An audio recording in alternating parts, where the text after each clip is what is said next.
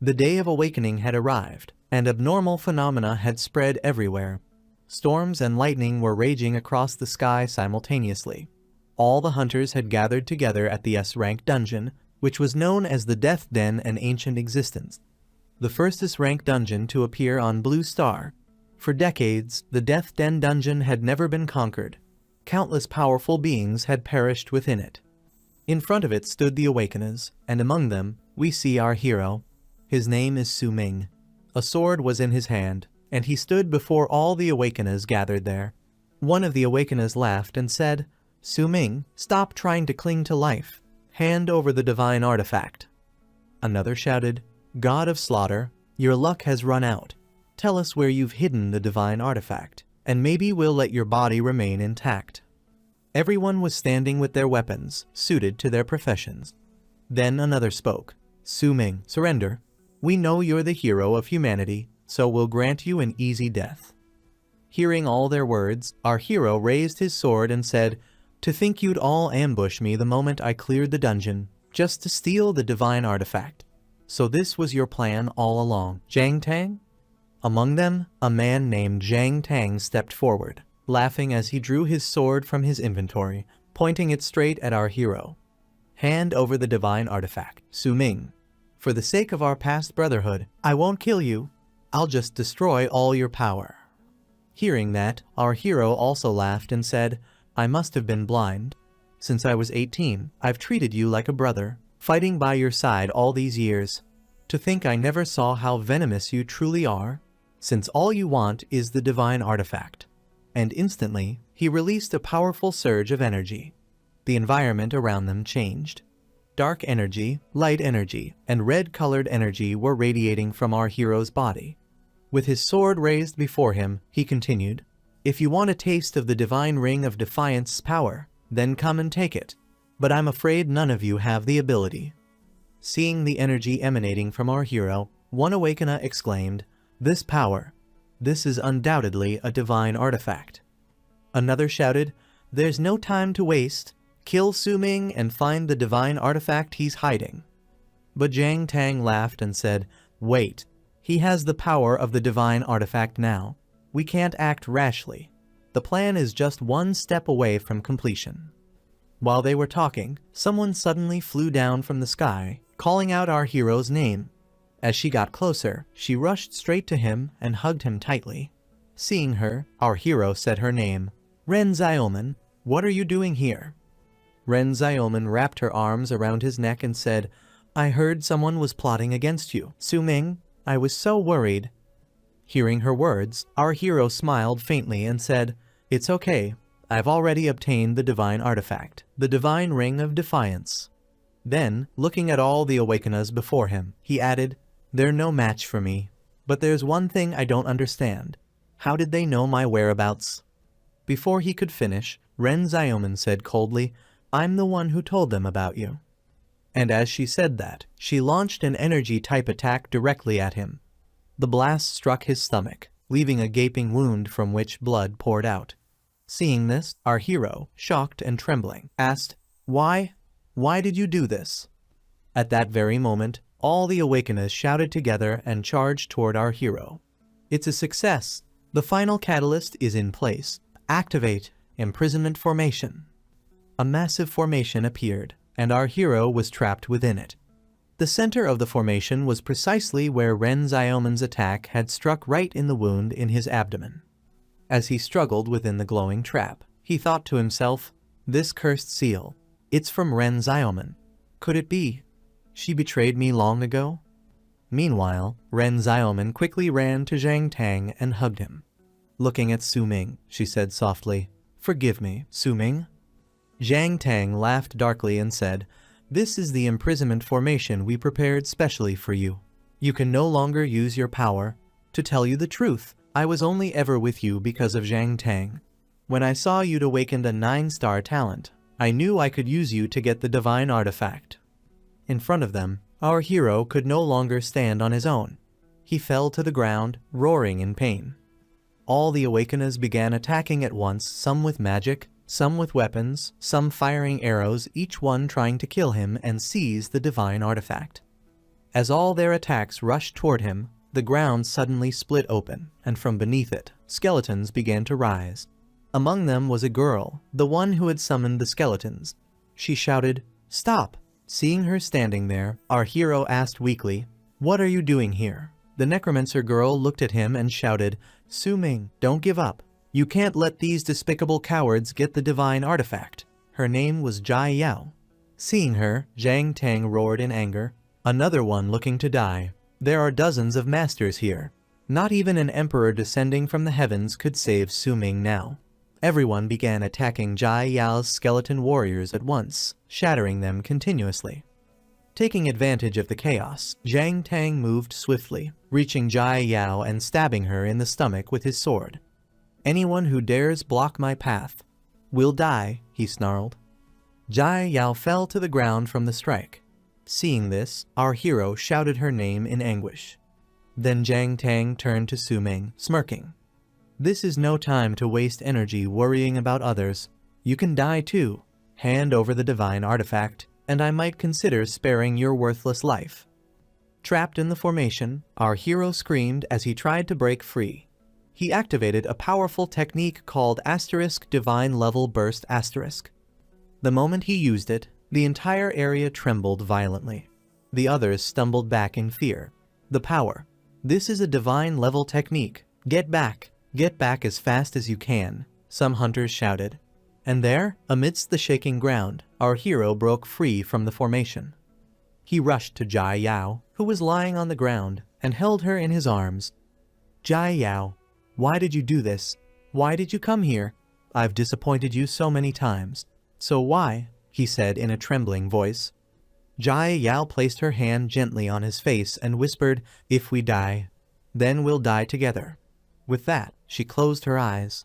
Our hero lifted her in his arms, his expression twisted with rage. He looked at everyone before him, eyes burning.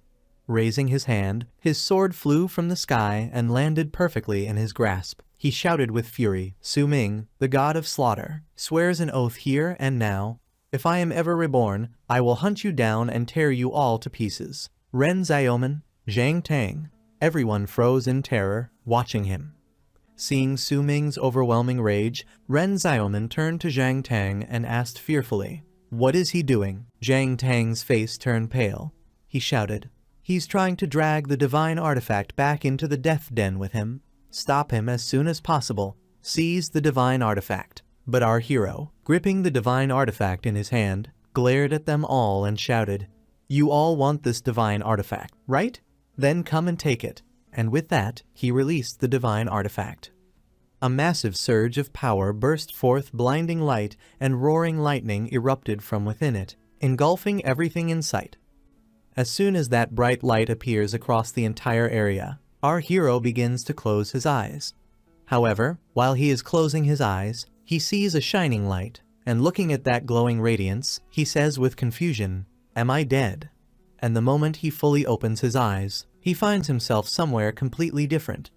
Seeing the school building in front of him, he thinks in shock, "Where am I? This place, it looks familiar." At that very moment, someone shouts through a microphone, "It's out!" At the 127th Awakening Ceremony of Xuanzong First Academy, classmate Wang Qiang has successfully changed his profession. A couple of people are called for their awakening. They awaken, and after witnessing their awakening, people say most of the ones awakened at the awakening ceremony today aren't combat professions. Then someone else says, "Enchanter is a very useful life profession. His status won't be low in the future." Our hero stands among them, and watching everything, he thinks in complete shock. This is the awakening ceremony. This familiar feeling, I've traveled back to when I was 18, to the day of the awakening ceremony. Looking at the student who just awakened, he thinks in surprise, the student who just successfully awakened, Fatty, Wang Qiang, in my past life, he was also an enchanter. If I remember correctly, the ones awakening next are Lai Songyang, successfully awakened. Combat profession, warrior. Innate attribute, 2-star, Kaian Yu, awakening failed. Song Lai, successfully awakened. Battle mage. On stage, the host shouts and calls the next classmate Lai Songyang. As soon as he steps onto the stage and completes his awakening, he joyfully says, "I succeeded." Then his awakening result appears: Combat Profession, Warrior, Innate Attribute, 2-star. Next comes the one named Kyan Yu. Walking toward the stage emotionally, he says, "I have waited so long and worked so hard for this awakening." The boy beside him tells him, "Don't be too sad." However, when Kyan Yu steps onto the stage and begins his awakening process, he fails. Then the next classmate, Song Lai, is called. He awakens successfully, and his profession is mage. Students are called one after another. Watching all this, our hero clenches his teeth in excitement and thinks, "Combat Profession, Warrior, Innate Attribute 2-star, this chance to live again. Is it heaven's will for me to rewrite all my regrets?" While he is thinking this, some students suddenly shout in shock, "Look there, a hidden combat profession." On stage stands a boy named Zhang Tang. As soon as he awakens, a powerful energy erupts, revealing a hidden profession. Zhang Tang awakens the Magic Hammer Warrior, and his innate attribute is level 8-star. Seeing this, the students become excited. One shouts, "The first hidden combat profession has appeared." Another girl beside him says, "It's Zhang Tang, after all, the young master of the Zhang family. His father is a war emperor, and his mother is a magic warrior. His bloodline was pure to begin with." Our hero looks at Zhang Tang on stage and grits his teeth in anger. Looking at his profession, the host announces loudly, "Congratulations are in order. Arc Xuanjing First Academy has produced an 8-star genius so early this year." At that moment, someone places a hand on our hero's shoulder from behind and says, "So you're here, Su Ming. I've been looking for you everywhere." Our hero turns around and, seeing the girl, says, "Jia Yao Yu." Seeing him so surprised, Jia Yao asks, "Why are you shocked? Is there something on my face?" Hearing this, our hero quickly says, "No, I just wanted to congratulate you in advance." Jia Yao asks, "Why are you congratulating me?" Hearing her question, our hero suddenly remembers the moment from his previous life when Jia Yao died in his arms. Remembering that scene and hearing Jia Yao's voice, he says softly, "It's nothing. You'll know when you go up in a moment." Then he thinks to himself, "It feels so good to see you again." Just then, Jia Yao's name is called on stage. Hearing her name, she rushes toward the platform, saying, "It's my turn now." The host instructs, "Classmate, please place your hand on the heavenly steel." Jia Yao places her hand on the heavenly steel device, and the moment she does, a powerful lightning erupts. Seeing this, students shout, "That's a hidden profession too." From below the stage, students scream excitedly. Jia Yao awakens a hidden combat profession, Necromancer, innate level 7-star. Another student says, "That's so awesome, another hidden combat profession. For real. Our academy is so popular this year, isn't it?" Watching this, our hero smiles happily and says, "This was completely expected. And now, it's my turn." The awakening continues, and our hero is finally called to the stage. Students are still talking about the 2 hidden professions. 2 hidden professions have already been awakened in a row. There won't be a third, right? Someone else says. "I don't think so. He's Su Ming from class 1. He's an orphan. He has nothing." In a world dominated by the awakened blue star dragon country decades ago, after the day of awakening arrived, every person who reaches the age of 18 can complete a profession change by participating in the awakening ceremony, becoming one of the awakened. The awakened have changed the face of this world. Not only can they possess the power to bend the rules and the wealth and equipment to change their destiny, but at the same time, they must also face ferocious giant beasts and terrifying dungeons, as well as countless challenges. As our hero walks toward the stage and prepares to place his hand on the awakening device, he thinks, "And in my past life, as an orphan, I lived my life relying on relief funds and scholarships. On the day of the awakening ceremony, I was very fortunate to be favored by the heavens. A celestial phenomenon also appeared at that time. In the end, I awakened with a 9-star innate attribute, the legendary profession, God of Slaughter. And today, in this life, I will once again make everyone see me in a new light."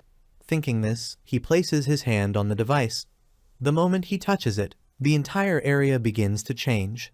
Seeing this, the host shouts in shock, This kind of fluctuation, could it be the birth of a genius with a 9-star or higher innate attribute? Students scream. Such a phenomenon, could it be another hidden profession? Someone beside them says, no way, right? That would be 3 in a row. That's too insane. Meanwhile, our hero, with his hand on the device, thinks, come on, let me feel the fluctuation of these runes once more. And as he thinks this, the divine artifact ring automatically appears in front of him. Seeing it, he says in shock, this is the divine artifact, divine ring of defiance. It actually traveled through time with me. Suddenly, a panel appears before him. Seeing it, he says in amazement, what is this? The system panel had activated, displaying everything clearly. Strongest class change god slaying system. Binding successful. The system has bound a new profession for you. Awakening successful. Mythical profession, sword god. Reading all this, our hero stares in disbelief and says with shock and excitement, a mythical profession, sword god. Because of the mythical profession, a dangerous phenomenon begins forming in the sky. The entire sky changes color, and strong winds start blowing wildly. The host struggles to steady himself against the fierce winds and shouts, for a phenomenon like this to appear, what on earth is he changing his profession into? The students who were laughing at our hero moments ago are now completely shocked. One of them says in disbelief, if it's a combat profession, that would be amazing. If it's a life profession, it'll be a tragedy. The boy standing beside him snaps, are you stupid? A phenomenon like this could never be a life profession. Seeing that our hero isn't moving at all, Zhang Tang asks, why hasn't he moved yet? Meanwhile, our hero stands before the device, staring at the system panel in complete shock. Reading it, he thinks, the awakened profession is sword god, not the god of slaughter from my previous life. He touches the system with his finger, confused about why this golden system is different from his past life. The moment his finger touches it, the system scans his fingerprint. It then identifies him, target Su Ming confirmed. Suddenly, a symbol shaped like a sword appears in the middle of the panel. On it is written that he has awakened the sword god profession and acquired the golden talent sublimation of all things. Reading this, our hero is stunned. Golden talent? His face then lights up with excitement. This is even higher than the 9-star profession level I awakened in my past life. If that's really the case, it should surpass my god of slaughter from the last life. He begins checking more features in the system. He clicks somewhere, and the skill interface opens, but there are no skills listed. The system even says that no ability or skill has awakened yet. Our hero is confused, tapping around the panel. What nonsense is this? At least give me one skill. How did you even become worthy of golden grade? He is still standing on the stage while other students whisper, what is he doing? Why is he dragging his hands and feet around? The host asks him, classmate Su Ming, have you completed your profession awakening? Ignoring everyone, our hero mutters angrily while looking at the panel. Not a single skill. Then what's the difference from before I awakened? Is this system messing with me? Suddenly, a message appears, receiving feedback continuing to guide you. He clicks it. An option appears, ring identification required. The moment he identifies it, a glowing ring materializes before him. Another notification pops up, divine ring of defiance successfully identified. Instantly, a powerful burst of lightning shoots into the sky from our hero's body. Seeing this, the host shouts, such a strong fluctuation. Is the awakening complete? Soon, our hero's innate level becomes visible 10 stars. The host is shocked. It's 10 stars. His profession has changed into a hidden profession, sword controller. Hearing this, all the students gasp. One says, innate attribute, 10 stars. What kind of heaven-defying monster is this? Another mutters, this is the talent level of a top scorer. A third adds, holy crap, I thought Zhang Tang's 8-star magic hammer warrior was terrifying, but now there's a 10-star maxed out one. The excited host announces from the mic, this year is truly a year of budding talents for the Academy. Not only do we have multiple hidden professions, but also a heavens chosen with a 10-star attribute. Even though the sword controller profession isn't outstanding among swordsmen, he possesses a 10-star talent. I believe Su-ming has limitless potential. As the principal, I award him a set of cultivation assisting items. Our hero steps down from the stage and walks through the crowd. Students mumble as he passes by, to think it's only a sword controller. What a waste of his talent. Sword controller is the worst among swordsmen. He has to cultivate both magic and physical attacks. Combat power becomes mediocre. Truly a case of God opening a door only to close the back gate. A 10-star talent, but the pathetic sword controller. What a fall. He will struggle even in the novice dungeon.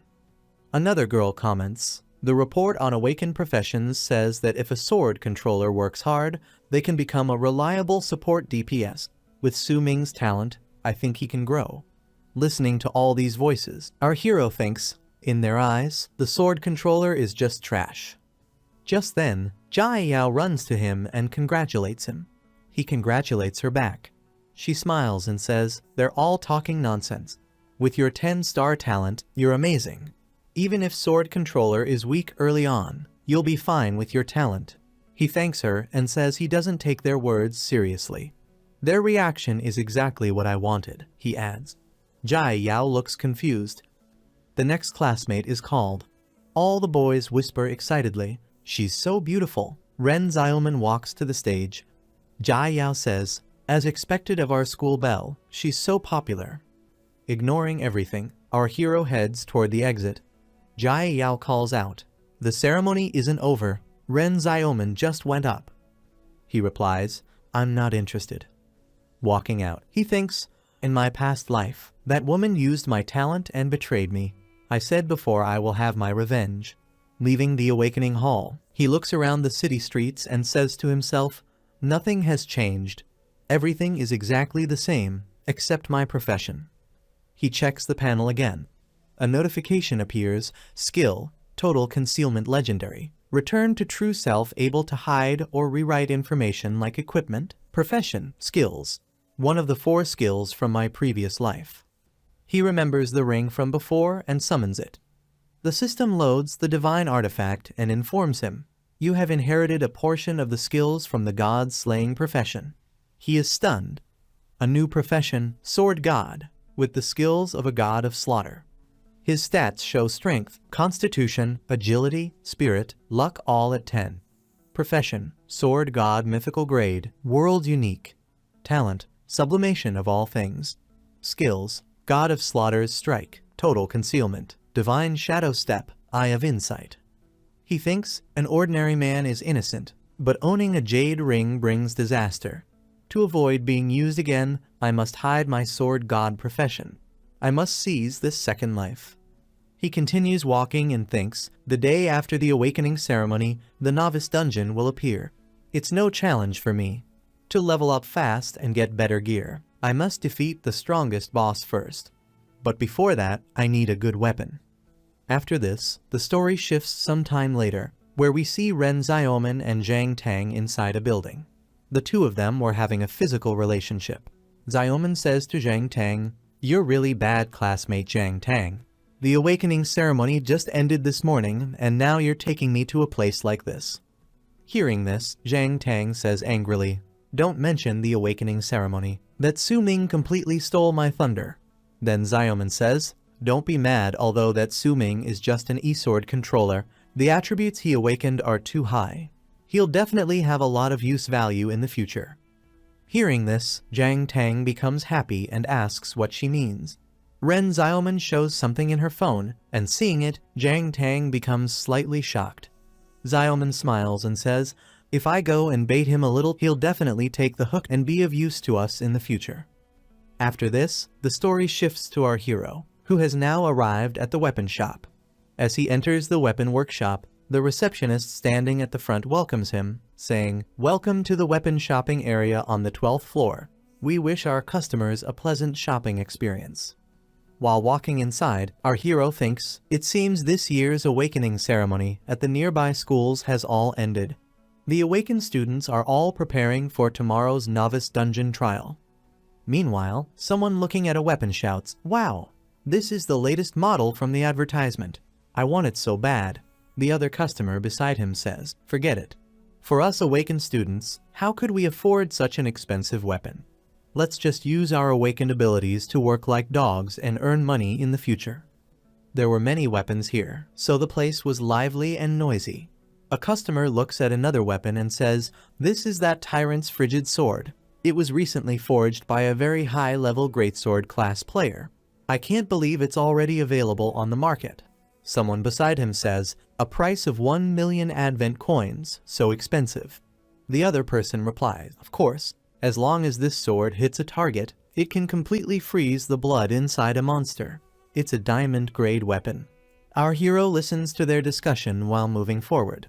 Suddenly someone calls him from behind. "Wait, are you classmate Su-ming?" Hearing this, our hero turns around and asks, "Who are you?" The girl steps forward and hands him a card, saying, "I am Zhang Lan, the vice director of the Jiang'an conglomerate. This is my business card." Hearing this, our hero takes the card and says he doesn't think he knows her. Zhang Lan continues, "Classmate Su-ming, on behalf of the Jiang'an conglomerate, I will cover all of your expenses here today. I hope classmate Su-ming can do me a favor." Our hero asks what kind of favor. She says, "Bring the photograph." The bodyguard behind her says yes and shows a photo on his phone. After showing it, Zhang Lan says, "This is my younger sister, Zhang Yunjing. She goes to the same school as you. She also successfully awakened this morning. I have already thoroughly investigated the news about you awakening a 10-star talent, classmate Su-ming. With your talent, tomorrow's novice dungeon shouldn't be too difficult for you. I'm sure you know that only newly awakened profession changers can enter the novice dungeon. I hope you can team up with her and protect her as she completes the challenge in the novice dungeon." Hearing this, our hero thinks that he isn't interested at all and starts walking away. As soon as Zhang Lan hears this, she calls from behind, "As long as you agree, you can pick any weapon in this store. As a poor student who just successfully awakened, you shouldn't refuse me." Hearing this, our hero says, "If that's the case, then give me that sword." Everyone looks at the sword he pointed at and says, "That frosty sky cold sword worth 1 million. That guy's making an exorbitant demand." Zhang Lan also reacts and says, Are you trying to make things difficult for me? Do you really think you're worth 1 million with your current status?" Our hero replies calmly, "Weren't you the one who said I could pick whatever I want? If you're not willing, then let's just forget it. There are many things where you can't take a shortcut just with financial power. Have your sister put all her effort into preparing for tomorrow's novice dungeon test." A bodyguard steps forward in anger, but Zhang Lan stops him. Looking at our hero, she says, "Interesting, classmate Su-ming. We'll consider this our offense against you this time." Then she leaves. People watching whisper, "That guy refused the people from the Jiang'an conglomerate." Just then, our hero receives a message on his phone. Opening it, he wonders who it is. The message was from Ren Xiaoman. It read, "Su-ming, haven't you always liked me? I've had a change of heart. I want to see you. Tonight, on the roof of the school building." Reading this, our hero becomes angry and thinks, the exact same message. Even though I didn't awaken into the god-slaying profession this time, she still, "Ren Xiaoman, you really haven't changed at all. The me at this time in my previous life," he types back. "Okay, I'll meet you there." After this, our hero walks further inside. A receptionist asks, "How can I help you?" Our hero asks, "Are these the raw sword stones that can randomly produce high-quality sword weapons?" The girl replies, "Yes, these raw weapon stones have a chance to produce silver-grade weapons. But sir, you must understand, it's all based on probability. Most raw stones only produce the lowest grade weapons. I hope you'll consider it carefully before buying." Our hero picks up a raw swordstone and says, "This is exactly what I want. Compared to buying a silver weapon at a high price that will soon be obsolete, gambling for a silver one here at a cheap price is the most suitable option." He thinks, rather than calling it a gamble, I should say that I can see the data within these raw stones. This is all thanks to the second skill left to me by my god-slaying profession from my past life. He activates his Eye of Insight skill. Eye of Insight Legendary, Return to True Self. The user's eyes possess the true power of insight, able to perceive the fundamental information of all matter. He picks up one stone and looks at it, thinking, this is it. Compared to ordinary silver weapons that sell for hundreds or thousands of advent coins, getting one now for just 50 is an absolute steal. It's perfectly suited for me, now that I'm back to being a poor student. While he is holding the stone, someone approaches and says, hey, isn't that the kid who just rejected the Jongan conglomerate? What's that in his hand? More people gather and say, isn't that one of those trashy raw weapon stones for gambling on weapons? Another one adds, I thought you were some big shot with a lot of confidence, rejecting a treat from a conglomerate just to come here and play with these trashy stones. Are you an idiot? Hearing them, our hero grows angry and thinks, I recognize him. Yongbing, the rich kid who specialized in bullying lower classmen in my past life. So annoying. He glares at them and says, hey, I'm talking to you. Do you guys dare to bet 5,000 advent coins that I can get a silver weapon? The two boys laugh and say he's definitely an idiot. They mock him, saying, these raw weapon stones have a 99.99% chance of producing trash. I've never seen someone who likes to give away money. Our hero replies, we'll see who gives who the money. Are you betting or not? After that, they settle the bet. Our hero says he will open it now and tells them not to even think about stepping back. He places the stone in front of him as the system notification appears, confirm opening the raw stone. A crowd gathers. The boy who made the bet laughs and says, we'll see if a poor bastard like you can even cough up 5,000 for me. Our hero activates the Eye of Insight and sees the weapon inside the stone. He quickly strikes it and says, I can see the weapon inside. Come out. The stone cracks open. The two boys who bet against him stare in shock, because in our hero's hand, a weapon appears. Then the system notification rings, weapon acquired, black iron crimson edge sword, low-grade silver, special affix blood drinker. After this sword injures a monster, it can absorb the drawn blood to heal the wielder's injuries. Our hero smiles and says, this is a really good weapon, and it's just right for tonight's date. Our hero pulls the sword out from the raw weapon stone, and everyone present who had been laughing at him just moments ago is completely stunned. The two students who had made a bet with him are utterly shocked. They can hardly believe their eyes. One of them stops mid-sentence, while the other, in amazement, says, he was lucky. Meanwhile, our hero examines the sword and its sharpener, saying, this sword isn't bad. It even has a lifesteal effect, saves me the trouble of a healer. Immediately, a system notification pops up. You have obtained your Xuan Steel Sword, Silver Grade Lifesteal. Effect, plus 10%. Then, pointing the sword at the student who had made the bet, he says, a bet's a bet, so I'll be taking these 5,000 advent coins. The student trembles in fear and quickly sends the 5,000 coins while saying, boy, I'll remember you. You'll regret this.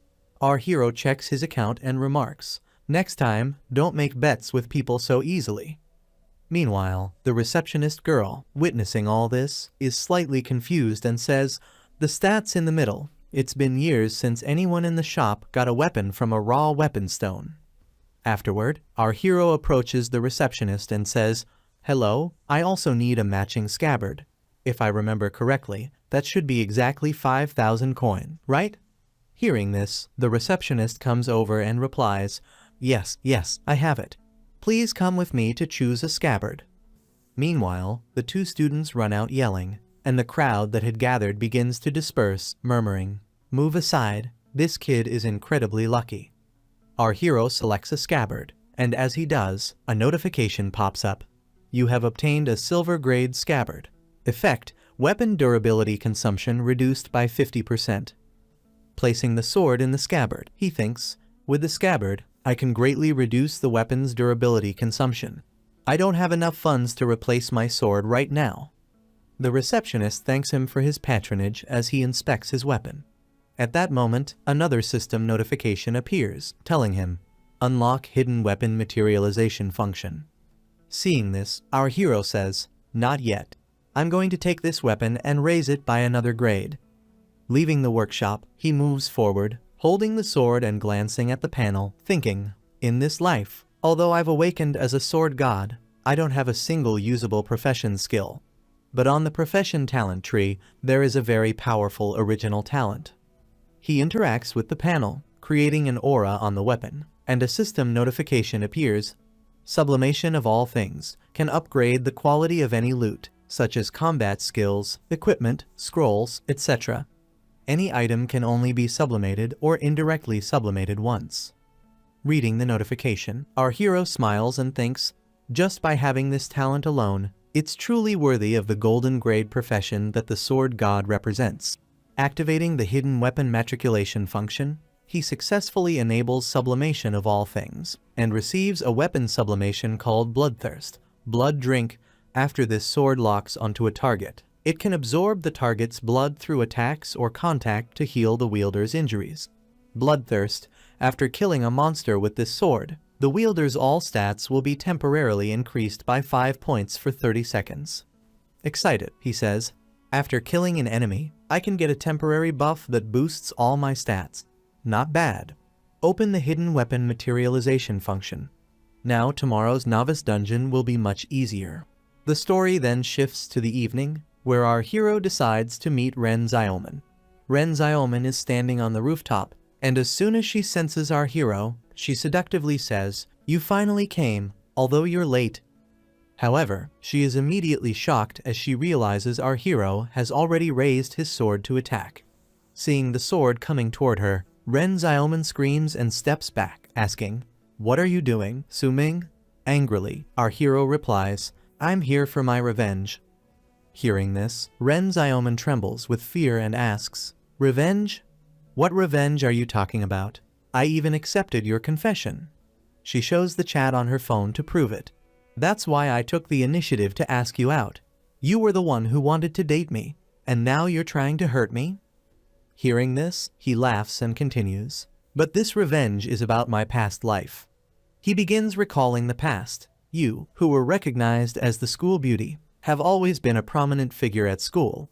As an orphan who never received attention from others growing up, I never thought I'd have the chance to interact with you. I certainly never thought that on the second day after the awakening ceremony." Ren Xiaoman, concerned, asks, "Classmate Su-ming, are you not feeling well?" He continues, "From that day on, I received your concern. It was the concern I had yearned for my whole life. Confession, dating, intimate interactions, those days were the times I treasured most." Suddenly, filled with anger in the present, he shouts, "All of that was fake. I know all about your sordid dealings with Zhang Tang. You were just trying to use my talent and abilities." Ren Xiaoman, confused and scared, responds, "Don't you dare spout nonsense." Our hero says seriously, "You know perfectly well whether I'm spouting nonsense or not. The beautiful and graceful Ren Xiaoman that everyone sees is a lie. In reality, you're just a vain, despicable, and shameless bitch." Hearing this insult, Ren Xiaoman, enraged, shouts, "You? What do you know, you orphan? If your talent wasn't worth something, you wouldn't even have the chance to speak to me. How dare you call me a bitch? Neither I nor Zhang Tang will let you get away with this." In a serious tone, our hero replies, "Bring it on. But I'm afraid you should be more worried about how the story of you two despicable lovebirds will affect that pure and innocent image you have." Ren Xiaoman. Furious, Ren Xiaoman immediately seizes her sword and attacks from behind. Observing this, our hero remarks, "Just like you did in our past life." Ren Xiaoman's sword begins glowing with a red bloodthirst aura, out of her control. Our hero continues, "You like sneak attacks. I was expecting it. The trap was set for you from the very beginning when I made you the target." Activating his blood drinker skill, our hero ensnares Ren Xiaoman. She struggles in pain, her eyes glowing red, merging with the sword's aura. The aura suddenly covers her face, and she screams, my face is disfigured." Our hero calmly says, "You brought this upon yourself. Now is the time for my revenge."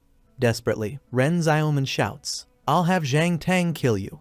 Hearing this, our hero sheaths his sword into his inventory and says while leaving, "Go back and tell Zhang Tang he's welcome to come and settle the score with me. Consider this slash today as something cut down by me.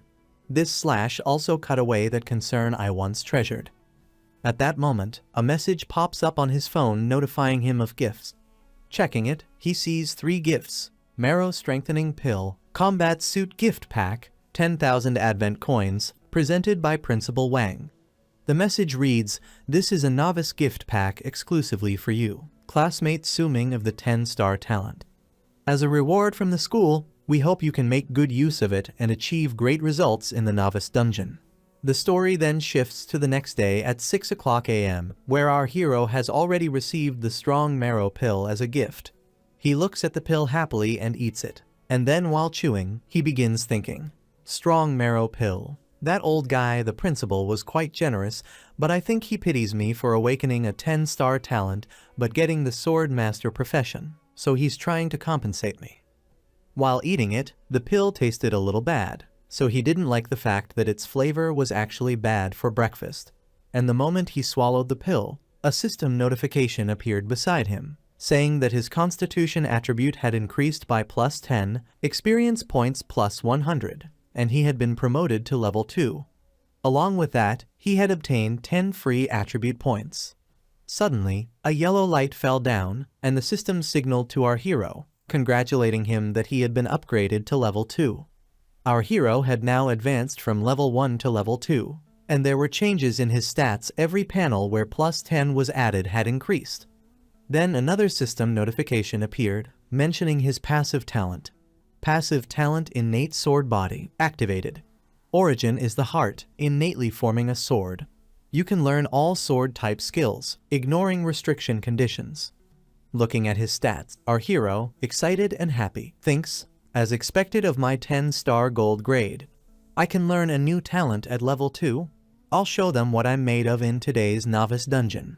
After this, the story shifts to the Xuanjing First Academy teaching novice dungeon area, where students were slowly gathering around the formation. Our hero was also there, standing alone. However, he could already sense footsteps approaching from behind, making him slightly irritated. Then some students approached him and said, "Su Ming, can we team up with you? With the potential of your 10-star talent and the principal's novice gift package to assist, even for you, a sword master, smoothly completing this novice dungeon is very simple." Someone else added, "Take us with you. Our professions can also effectively support the weak points of your sword master, complementing strengths and weaknesses to increase the contribution value obtained." Hearing all this, our hero thinks, "These people, weren't they looking down on my profession yesterday? So realistic." And then he tells everyone, "Sorry, I'm already in a team." Just as he says this, Jai Yao walks closer. Hearing him say he already has a team, she looks slightly surprised and asks, "Su Ming, you already have a team? I came here early this morning precisely to be the first to team up with you, Su Ming." Hearing her words, our hero leans closer and whispers in her ear, "Jai Yao, the truth is what I plan to challenge is not for common contribution rewards. If Jai Yao teams up with me, I'm worried you might get hurt. I plan to go alone to challenge." Hearing this, Jai Yao replies, "Oh, so that's the reason. That means you were lying earlier." Just then, a student arrives and interrupts them, saying, "Excuse me." He turns to our hero and asks, "Are you Su Ming?" "Student, I am Yanzi from class 4. My awakened talent is 9-star Demon Hunter Ranger. I wonder if you, Su Ming, would be willing to join our team." Hearing this, our hero thinks, "Yanzi, I remember him. In the previous life, he was an awakened like me, also 9-star. Before he can reply, Jai Yao suddenly speaks, "No, Su Ming is already teamed up with me. Stop bothering him." Hearing this, the boy apologizes for the intrusion and leaves. Then Jai Yao also tells the others to leave him alone and go away. Seeing her actions, our hero looks at Jai Yao and thinks, "You really are reliable." He looks toward the timer and thinks, "I remember the dungeon's start time should be now." Just then, a voice echoes loudly across the area, "Students, the 127th Novice Dungeon Challenge has officially begun. I'm truly sorry, but your principal overslept and didn't make it to the scene to cheer you on. I can only broadcast from home and tell you the rules of the Novice Dungeon." The voice continues, "The one-day Novice Dungeon Challenge is a mandatory trial for this batch of awakened newcomers. Every student has been registered, and we can identify your information simply by you entering the dungeon. In the dungeon, each challenger will earn points based on their respective challenge contributions, and rewards will be settled. To ensure survival rate, it is best for you to challenge the dungeon in teams.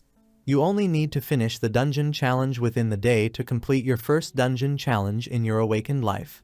Students, the moment of your destiny has arrived. Are you ready? All the students listen with excitement. Yahello, too, is thrilled. She looks around to find our hero, but doesn't see him and asks, "Where is Su-ming?" At that moment, the principal continues, "Without any delay, the dungeon is officially open." Right then, some students feel a powerful energy fluctuation from within the dungeon. Someone shouts, "Someone already went inside," another says, "I also saw someone entering." Someone else exclaims, "Was it the 10-star Su-ming?" Meanwhile, our hero has already entered the dungeon, walking through its interior and thinking, "The feeling of this novice dungeon is very familiar. I suddenly feel a little nostalgic. Back then, I was scared and excited, rushing around recklessly to get more contribution value. And in this life, I choose the most difficult challenge, Hidden Boss." Then a voice echoes in his ears, "Novice transferees of the Blue Star, the slaughter of the myriad realms is about to begin. This place is full of danger and opportunity. You will complete your challenges here to leave here and receive rewards. Besides obtaining enough contribution value and defeating the regular boss, there is another, higher difficulty method, slaying the ultimate hidden boss." In just a short while, our hero descends into the Raging Tide Forest, a level F dungeon, through the portal. After arriving inside this dungeon and looking around, he thinks to himself, "The map for the novice dungeon changes every year. This place is completely different from the map when I came to this dungeon in my previous life. In addition, the spawn point inside the teleportation gate of all dungeons is random. Therefore, route planning is different for every challenger. And the monsters encountered inside the dungeon are also different." He continues walking forward and soon spots a monster. Seeing that monster, he thinks, "This guy is an elite monster. Although it doesn't move like a tree, if its vines lock onto a target, they will be dragged into the burning tree hole on its head and roasted. My goal is to challenge the hidden boss. I should try to avoid these difficult monsters, the reason I rushed to be the first to enter the dungeon." After this, he checks the system panel, and while scrolling through it, he continues thinking, "Is to scout the route early and find the things I need to challenge the hidden boss. Although the map changes, the strategy for the boss won't. If more people come in later, it will be harder to collect the items." As soon as he finds the location area, he rushes forward at full speed, and at exactly 7:30, more students begin entering the dungeon through the portal. 3 or 4 students land together, and one of them asks, "There don't seem to be any other challengers nearby." The boy beside him replies, "Yes, it's very quiet, so it should be safe." Suddenly, one of them says, "Wait, something just moved over there." Then they all see someone approaching through the cloud of dust. Someone says, "Look, someone is coming from over there." Out of the dust, a student comes running toward them at full speed, shouting desperately for help. As the 3 students look at him, they also see the monsters chasing him from behind. Their faces instantly turn pale with fear, and they scream, "It's a giant bloodthirsty rat." Then they all begin running as well, shouting for everyone to split up. Otherwise, they would be killed. Meanwhile, outside the dungeon, the real-time report screen is updating continuously. It shows every death and every bit of progress happening inside the dungeon. It reads, 3 challengers were devoured by the bloodthirsty rat, chewed to death. As the students outside see this update, one of them says, "Even a 6-star challenger couldn't survive." Yahello, who was also standing there, looks at the screen with shock and says, "I haven't even finished forming a team, and there are already fallen challengers in the dungeon." At that moment, the host shouts loudly from the stage, "Everyone, speed up forming teams. The people in the dungeon need more help." Meanwhile, inside the dungeon, the girl who had entered with her team is now running alone. Her condition is terrible, she is exhausted from running. Fear is written all over her face, and she thinks anxiously, "I got separated from everyone." She opens her panel to check the directions, but she is so terrified that she cannot understand anything. She keeps trying to find the area she needs to reach. Whispering in panic, I completely lost my sense of direction. Suddenly, she spots a huge monster in front of her. Her heart freezes in fear as an ape-type monster steps out from the bushes. Seeing it, she panics and stumbles back, saying, "That's an ape monster." The monster roars and leaps toward her with full force to attack. The girl screams, "Somebody help me." At that very moment, a powerful sword slash cuts through the air, slicing the monster apart before it can reach her. And the one who killed the monster, stepping out before her eyes, is none other than our hero. Little by little, elite monsters had spread throughout the entire area, and they were continuously attacking the students. The students were trying to dodge and save their lives as they ran. Among them, some students screamed in fear, saying, "Why did we encounter elite monsters right at the start? How unlucky can we be?" Many students were getting injured because different types of elite monsters had already spread across every part of the area. And the number of small monsters was huge, making things even worse for some of the students. At that moment, a student made a channel call and reported the situation to everyone.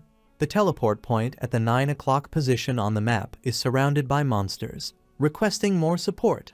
Every student was making similar channel calls, desperately explaining their own situations. Everyone needed help. From every direction, the same message was coming in, "We are completely surrounded. Help us." Someone else cried, "The monsters are coming continuously. What can we even do? Please help us too." After a while, monsters completely wiped out the students in their area, and a girl, who had been told by her teammates to hide, stepped out and witnessed the terrible scene. The bodies of her teammates lay right in front of her. She was still reporting the situation, and seeing this devastation, she said in a trembling voice, "My teammates are completely wiped out. If they hadn't told me to hide, the dungeon just started half an hour ago. The difficulty of this novice dungeon is way too high. Can newly awakened students like us really challenge and clear it alive?" After this, the story shifts to our hero, who had already killed the ape monster. Watching our hero's attack, the girl gasped and said, "So strong, he killed the monster in just one strike." Then she thanked our hero for saving her life. Hearing this, our hero laughed lightly and said, "I was just passing by.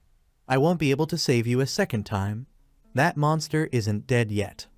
Hearing that, the girl panicked a little, turned around, and ran, shouting, "I'll go get reinforcements for you. Classmate Su Ming, hold on." The girl ran away, leaving our hero standing in front of the monster. Then he used his Eye of Insight skill to check the monster's stats and health. The monster's health was still half remaining, and looking closely, he saw that the ape monster had mutated. Seeing that, our hero said, "So this is a mutated ape king." Right then, the ape monster stood up and rushed toward our hero. Its speed was so fast that our hero muttered, "Its speed isn't that bad." Then he smiled and said, "All right then, let's fight speed with speed." He decided to use the inherited skill from his previous life, his third skill, Hidden God Step. The moment he used it, his speed increased sharply. He began darting around the monster, attacking it from every direction, irritating it while teasing, "I'm behind you." Then, "Now I'm beside you." The monster was no match for his speed anymore. Our hero smirked and said, "Looks like there's no point comparing with you anymore. You've already become boring." Then he unleashed a powerful slash attack and killed the monster right there. As soon as the monster died, our hero received a notification that he had successfully defeated the ferocious beast, the mutated ape king. After killing it, he received its loot, a single slash skill scroll, a low-grade bronze skill. Looking at the skill, our hero thought, a single slash skill, although it's low-grade bronze, it's not bad for this novice dungeon. Just then, a shining light fell over him, and the words "First Blood" appeared above his head. He also received a message. A level 2 sword master player had successfully achieved the first kill of the mutated ape king, earning the First Blood title. This dungeon achievement notification appeared for everyone. Students all around checked their system panels and started talking. Someone said, "A dungeon achievement notification." Another student said, "A player actually killed a monster, and a mutated one at that." The dungeon title reward granted a 1% healing potion to all players inside the dungeon. When all the students saw this notification, they began discussing it in excitement and surprise. Someone said, "A sword master defeated a mutated monster. Could it be Su Ming?" Another agreed, "Yes, it must be Su Ming." But someone else said through a channel call, "It might not be him." This year, counting the surrounding cities, there are still quite a few sword masters. Our hero listened to these conversations through the channel and became a little annoyed with himself, muttering, "I forgot. The title system in the game will expose my strength. From now on, I'll have to be more careful. I need to use my total concealment skill to modify and hide it in advance."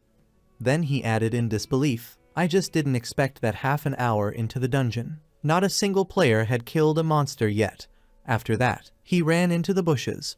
A short while later, while moving through the area, he reached the territory of dire wolves, level 3 monsters. Seeing them, he smiled happily and thought, "The wolf monster, one of the 3 musketeers of novice leveling. Perfect. I can try out my new sword-based attack skill."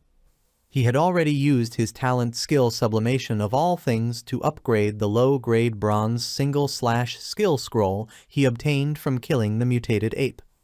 As soon as he used its sublimation of all things triggered, a new skill was obtained, sword drawing slash, and then he unleashed his new skill attack on them. Seeing the wolf pack, our hero begins attacking them with his sword, and in doing so, he continuously kills many hungry wolves. He keeps striking them non-stop, endlessly cutting down these wolves so that he keeps earning experience points. By now, he had already gained more than 800 experience points, and after this, it became 8,000 experience points. Just like that, our hero keeps killing all these wolves, and during this, his level also increases. He had now reached level 9, and he had also obtained the title legend of Starving Wolf. After killing everyone here, our hero thinks, using the ranged properties of draw sword slash, farming these low-level starving wolves becomes incredibly efficient. By drawing the blade from the scabbard, accumulating the generated energy for a precise moment, lock onto target and unleash. And once again, he starts attacking the wolf pack. The assaults continue like this, when suddenly someone comes forward and blocks our hero's attack. This was the leader of these wolves, the Wolf King. This Wolf King leader was level 10. Meanwhile, in the outside world, different teams had completed their team formations, and they all were ready to enter the dungeon. As soon as some people descend into the dungeon, they begin fighting the moment they arrive. Many people die, and many monsters also get killed. The team together manages to successfully kill a mutated field mouse, and they become extremely happy, saying, "Finally, we managed to kill a special monster." Someone else says, "We can win." Just as they are celebrating their happiness, all of them receive a dungeon announcement stating that a level 9 freshman player has killed the boss monster of Wild Tide Forest, and he has obtained the Boss of Bosses title.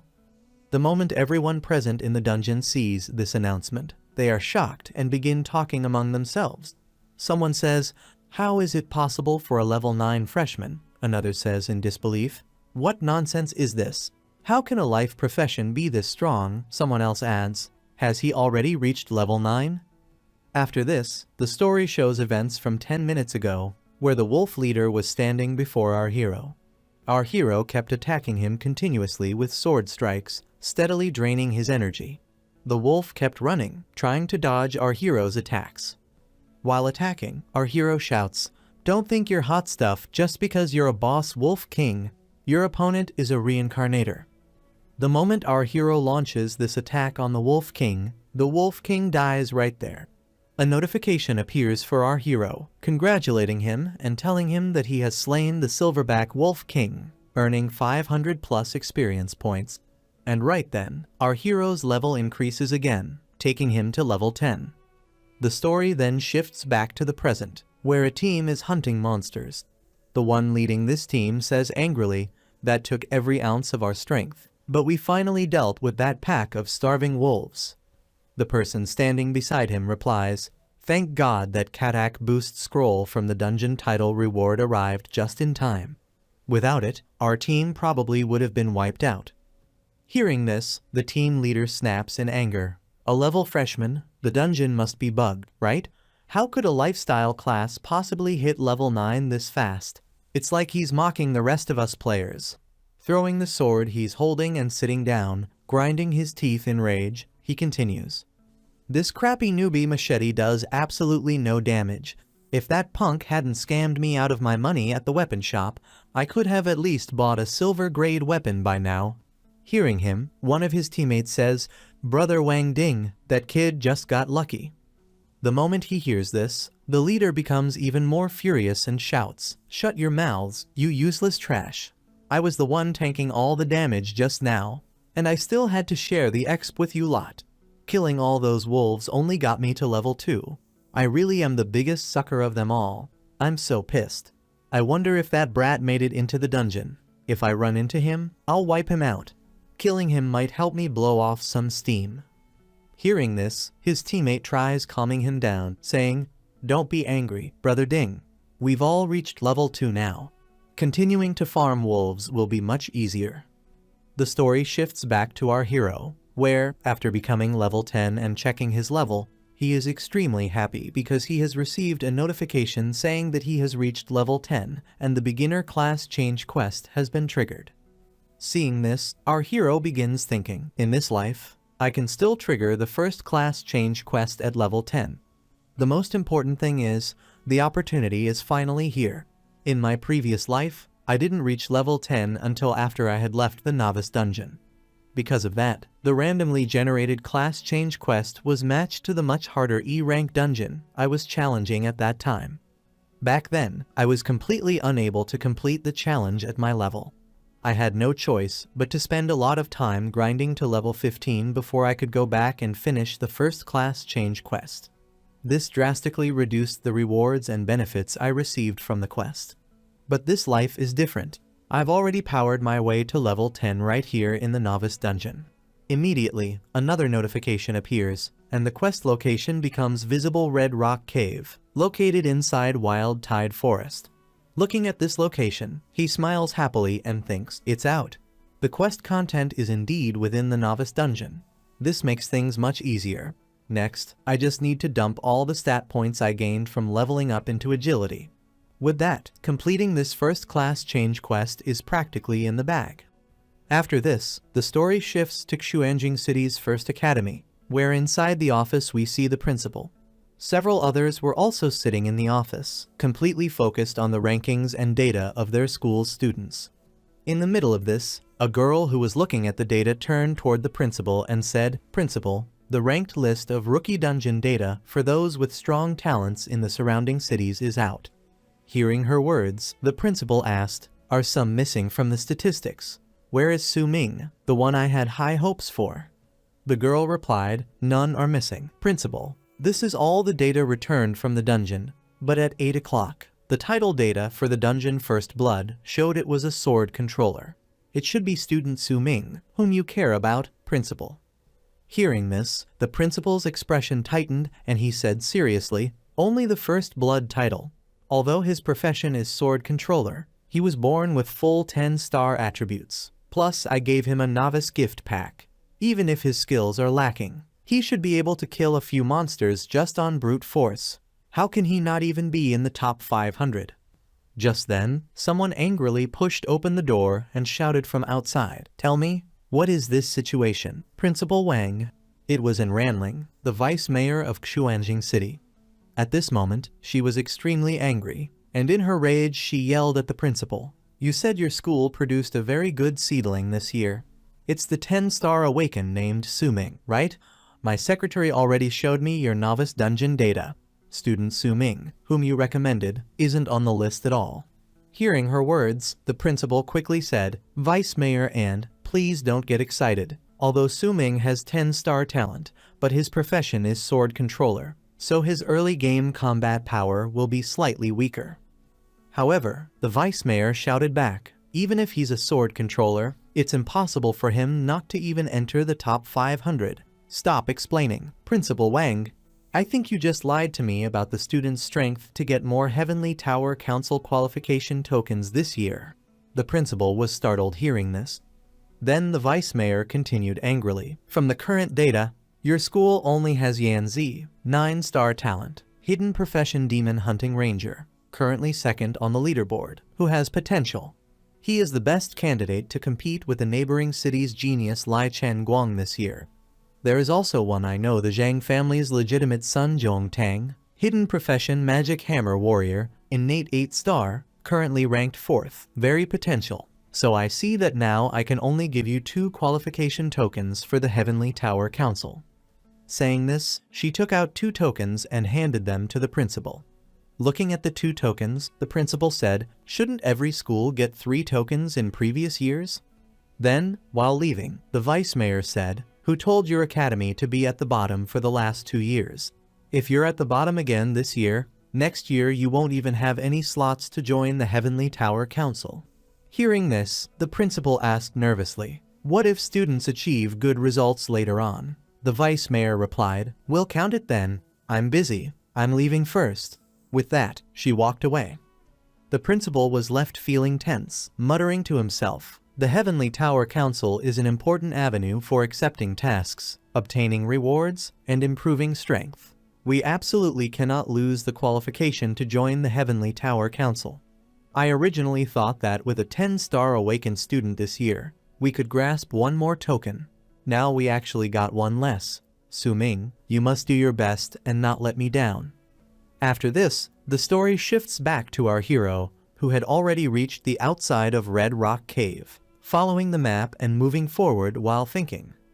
The map indicates the task is here. Fortunately, I didn't encounter any troublesome small monsters along the way. I didn't visit this place in my previous life. Who knows what monsters will spawn? Just then, a gold-digging goblin, a level 6 monster, appeared before him and glared at him angrily. Seeing it, our hero said, "So it's a goblin," and immediately rushed forward at full speed. He drew his sword and finished the goblin right there. As he ended it, he thought, "I can't let it alert the entire cave." But right at that moment, a system notification appeared. The goblin's awareness had been triggered. Goblin mode had been activated. And as soon as this notification popped up, loud screeching echoed through the entire cave. Hearing this, our hero was stunned for a moment, wondering what was happening. Suddenly, a huge number of goblins appeared in front of him. Seeing them, our hero became serious and thought, "It seems this first-class change task isn't as simple as I imagined." At this moment, an overwhelming number of goblins were standing before him. Another notification appeared. All the goblins inside Red Rock Cave would now launch a terrifying group attack on him. Then another system notification appeared for Goblin Mode, a self-indulgent lifestyle that deviates from social norms with no guilt, manifested as laziness, slovenliness, or greedy behavior. Immediately, our hero drew his sword again and began striking the goblins one after another. He launched continuous, rapid attacks, but the number of goblins was simply too high. They surrounded him from all sides. Seeing so many goblins, our hero started running, thinking, although their level isn't high, they win by sheer numbers. I don't know if my weapon durability can hold out. Just then, the largest monster among them lifted its weapon and attacked him. The moment the attack came, our hero quickly dodged and leaped away. However, the goblin archers standing below began firing arrows at him. Many of their attacks hit him. He used his sword to deflect several arrows, but many still struck his body. Barely avoiding these hits, he thought, "These guys are actually quite smart. They know it's hard for me to make evasive adjustments while in the air." After dodging attacks for so long, he grew exhausted, and the moment he slowed down, several dagger-wielding goblins rushed forward and attacked him. Their attacks hit directly, pushing him back. He steadied himself, and, now extremely serious, thought, "My mana in the early game isn't enough to support me using Divine Shadow Step for a long time. A group of goblins plus an elite goblin. For me, who is completely lacking skills in the early game, it is indeed a bit difficult to kill them head-on." At full speed again, he dashed out from between the rocks, thinking, "Then I can only be a bit more flexible." Dodging first out of respect, he slipped behind a large boulder and hid, preparing an ambush. As the goblins approached, he looked at them and, chuckling, said, "Come at me, little cuties." Our hero had been surrounded from all sides by goblins, and they were slowly enclosing the entire area. However, our hero, who was hiding behind a rock, actually wanted this. As soon as he saw the goblins gathering there, he immediately jumped out from behind the rock and attacked with his sword, saying, "Here is a gift for all of you." And then he started striking all of them continuously with his sword. Every goblin that was around him in that area, he sliced through all of them with his sword, killing them one after another. While killing them, he thought very seriously, "As long as I stand firmly on the winning high ground, I'll be able to unleash the maximum advantage of my sword draw slash." He kept attacking like this for a while and killed all the small goblins around him. Then he said, "Without realizing it, it looks like only you are left." And now, standing in front of him was only the chief of all those goblins. Meanwhile, outside the cave where our hero was fighting, a few students had arrived. One of those students pointed inside and said to everyone with him, "There, look, when I was scouting, I discovered the sound of fighting inside that cave." As soon as the leader student heard this, he made a face and said, "Don't joke around. The system clearly says the monsters in this area are above level 7. Who would even dare to challenge them right now?" Then the first student explained, "But I really did hear the sound of fighting coming from inside." Right then, sounds of battle echoed again from inside the cave, and dust started rising outside. When the students saw this, they were a bit shocked. The leader student said, "It looks like someone is coming out." The first student, now completely serious, said, "Who could these people be? Who dares to farm monsters here at a time like this?" While they were talking, our hero came out of the cave.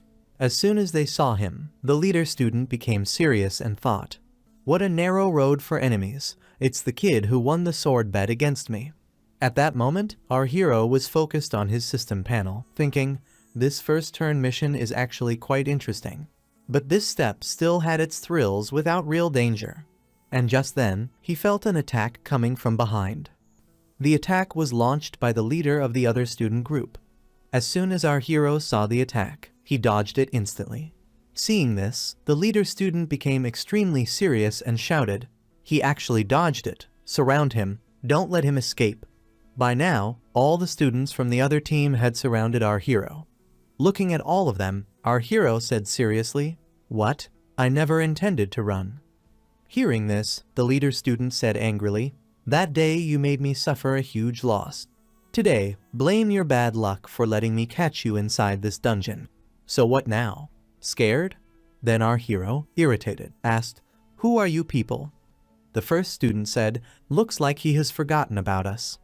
The leader student, annoyed, shouted, "Damn it. You forgot the day you won 5,000 arrival coins from me. Go, all of you, attack him together." Then, along with his companions, he charged toward our hero to attack him. Seeing them coming, our hero drew his sword and said, "Even if I don't remember, there's no need to fight. But if that's how it is, let me try my new skill." And the moment he drew his sword, he rushed forward and started attacking all the students coming at him. He injured all of them, and they all screamed in pain. Then our hero used his sword control skill to pull a sword lying in the distance straight into his hand. Seeing this, the leader student was completely shocked and said, "Sword control? How is that even possible? That's a skill only sword masters at the mid-stage can learn." The sword flew through the sky, and our hero, who had already attacked the students and moved ahead, caught the sword and continued moving forward, thinking, "The sword control skill is something I got from the silver grade skill scroll dropped by the elite goblin. My talent ascension of all things upgraded it into a gold grade skill scroll, and I randomly awakened this skill from it. I didn't expect it to fit so perfectly and unlock the sword control skill. With this, the news will spread, and they will be even more convinced that I am of the Swordmaster class. More importantly, after killing all the goblins in Red Rock Cave, I obtained the blueprint for the hidden location of the final treasure chest of the first turn mission." During this time, the story shifts to another group of students who were also fighting monsters. After defeating the monster in front of them, the entire team became very excited. One of the girls in the team laughed happily and said, "We finally cleared all the small monsters in this area together. Who said an all-girls team can't survive?" We really need to thank you, Fenfen, for being willing to take us along with your 7-star awakening. Come on, let's go distribute the loot. Then another girl asked her teammates, how are you? You're not exhausted, right? The third girl said, ah, no, I'm fine. At that moment, the first girl excitedly ran toward the monster they had killed and said, come on, let's see if anything good dropped from this monster. While the second girl was talking to her teammates, her eyes suddenly shifted to where her other teammates were supposed to be, but she didn't see them there. Seeing the empty spot, she looked completely shocked and said, where did the others go? Just then, a slow, creeping fog began spreading across the area. The girl looked around, confused and uneasy, and again said in surprise, where did everyone go? Why can't I see anyone? She was completely stunned. Nothing made sense to her. She even looked down at the ground, but there was nothing there either. Fear slowly began spreading inside her as she wondered what was really happening here. And then a sudden scream of pain echoed through the area. Our hero was charging at full speed toward the second hidden dungeon. At this moment, goblin-related notifications were visible on his system screen, and he was carefully reading the complete details about goblins shown in the notification. Goblins usually inhabit dark and damp places, such as caves, underground tunnels, deep forests, or ruins. Because they fear strong light, these places make it easy for them to hide and avoid natural predators, and are also conducive to sneak attacks and plundering activities. Goblins generally live in groups, forming small tribes or clans. The group is led by a chief or elder. Below the chief are warriors, craftsmen, hunters, priests, and other roles. Each role has its specific duties, with a clear division of labor and an emphasis on group collaboration. In order to maintain the growth of the group, goblins possess a high fertility rate and rapid reproductive capabilities. Even in harsh environments, goblins will use every means possible to fight for and plunder all female creatures to maintain their birth rate. Short reproductive cycle. The gestation period for female goblins is usually only 3 months, far exceeding the reproductive efficiency of ordinary creatures. Early sexual maturity. Cubs can reach adulthood and participate in reproduction 2 to 1 years after birth, forming a rapid cycle of breed, mature, rebreed. While reading these details, our hero felt a little embarrassed. Blushing slightly, he thought to himself, what the hell is this? Why are the goblin settings in this life so weird? While running, as soon as he reached the area, the system notified him that he had arrived at the designated location. Our hero looked around, trying to figure out where the target was. The area was filled with thick fog, and this was the same place where 3 girls had been fighting not long ago. Our hero had now entered this area, and it was completely covered in smoke. Seeing this, he began thinking seriously, but it's all woods here. Where is the cave? Are the coordinates wrong? The moment he saw a rat in front of him, he used Eye of Insight on it. Laughing lightly, he said, so that's how it is. Because it's called Red Rock Cave Part 2, it's easy for people to assume it's also a cave location. But one must combine it with the element of the buried treasure. Therefore, the location is a cave underground. They are quite smart, actually using fire to create smoke to hide the cave entrance. Then he rushed straight inside at full speed. Goblins were standing guard at the gate. Hiding behind a rock and watching them, our hero recalled his past mistakes and thought, I've learned something new this time. Killing one of you will alert the goblins of the entire cave. I'm only here for the treasure. At that moment, his gaze fell on the bodies of girls lying inside the cave. Their clothes were no longer on their bodies, and they were already dead. After seeing this, our hero said angrily, it's a female student challenger. Looks like she was ambushed by their smoke trap. These things are truly as disgusting as the settings say. Just as he was about to move forward, a scream suddenly echoed from deeper inside the cave. A girl was screaming in terror, no, no, don't come near me. Hearing this voice, our hero looked in that direction and began thinking seriously. There's still a living challenger. This is perfect timing. Let her stall and draw the goblin's aggro. Then I can easily go and dig up the treasure. I can only leave her to die. You can only blame yourself for challenging this novice dungeon without the strength. At that moment, the girl screamed again, I don't want to play anymore. Someone save me. I'll give you a lot of rewards. Can anyone hear me? My sister is the vice director of the Jongin conglomerate. As soon as our hero heard this, his expression turned serious. At the same time, the goblins leapt together to attack the girl. However, at that exact moment, a flying sword shot forward and landed in front of them. It was our hero. Using sword controller, he had sent the sword flying at full speed. With the help of his sword controlling skill, he unsheathed his sword from afar and began manipulating it remotely, swinging it toward the goblins around him. He shattered the nearby rocks, forcing the goblins back, then quickly rushed to the girl, picked her up, and ran while thinking, utilize the goblin's weakness of fearing light. The energy released by the sword drawing slash when drawn from the scabbard brings with it a brilliant light. As long as I don't kill any goblins. After running some distance, the girl collapsed to the ground and said that she couldn't run anymore.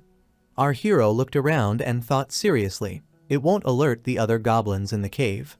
They didn't chase, just as I thought. The girl looked at our hero and thanked him for saving her life. She then introduced herself, my name is Zhang Yunqing. After hearing her name, our hero recalled something from the past and thought to himself that she was definitely the same girl from the photo. He then started to leave and said to her that there was no need to thank him, he was just passing by. When Zhang Yunqing saw him leaving, she muttered anxiously, wait until I get out of the game, I'll give you a lot of rewards. Our hero replied calmly, wait until you can survive and get out of here on your own. Panicking, the girl chased after him and begged, please don't leave me behind. Our hero said coldly, don't follow me. I've already saved you once. With your strength, you'll only drag me into trouble. Just as our hero took his next step forward, the treasure location suddenly became visible on the system. Seeing the location, he felt delighted it was right there.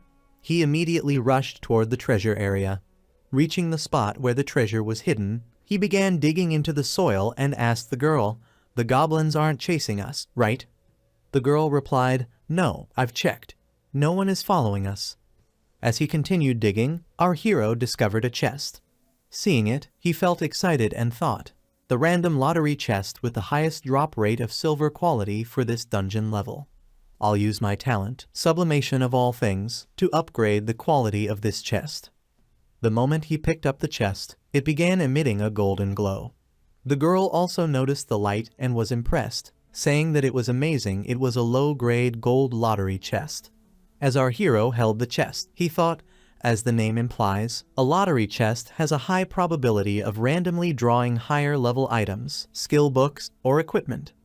Then our hero opened the chest. As soon as he pressed it, numbers appeared on the lottery chest 3 times 7.